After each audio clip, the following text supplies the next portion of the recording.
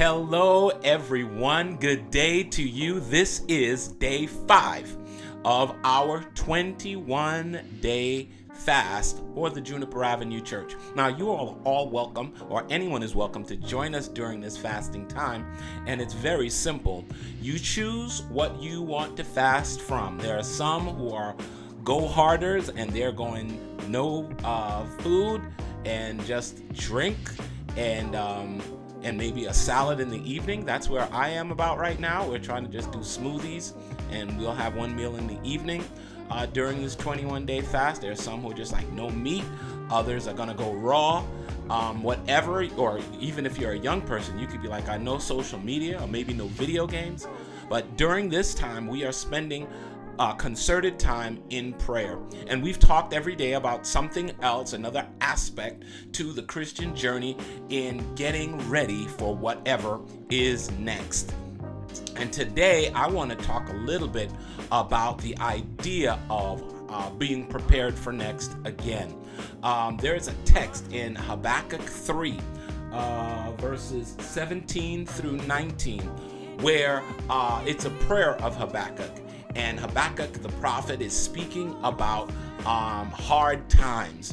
As a matter of fact, the text says, though the fig tree should not blossom, nor fruit be on the vines, the produce of the olive fail, and the fields yield no food, the flock be cut off from the fold, and there be no herd in the stalls. Yet I will rejoice in the Lord. I will take joy in the God of my salvation. And this is the key to the text. The key to the text right here. Verse 19, where it says, God the Lord is my strength. He makes my feet like the deer's. I want you to remember that. He makes my feet like the deer's. He makes me tread on high places. And this is what we want to encourage you with during our fasting time today. 2020, that was your my stuff's gone, or I've lost some things during 2020. But in your preparation for what God has for you next is that God changes us in the hard times. He changes us through the hard times. God changes us by the hard times. So if 2020 was a rough year for you, that was just preparation for where God wants to take you and I next. As a matter of fact, what God wants to do is change you. As the text says, he's going to make your feet like the hinds feet in the King James Version.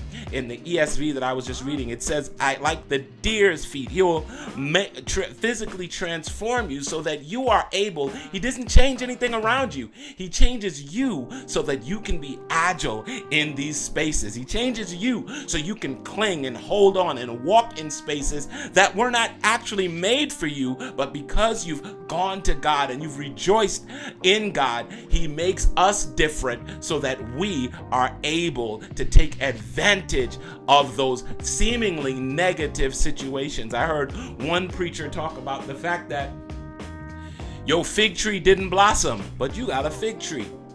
The fruit of the olive failed, but apparently you've got vines, you've got space, you've got things already. While you may not have seen the production of those things yet, you will ultimately see that, because it's the value of being able to recognize, I might have lost one thing, but look at what I still have. So today, when you're fasting or you're praying, or even if you've taken some time to just worship, recognize that God is changing us all from the inside out. What is it that you need God to change for you in order for you to be prepared for next? What is it that God has taken away from you, or allowed to be taken away from you in the year that was, so that you could be prepared for next? Listen, God wants to do amazing and wonderful things in not only your life, but my life too. And that's what I'm looking forward to as we all get ready for next.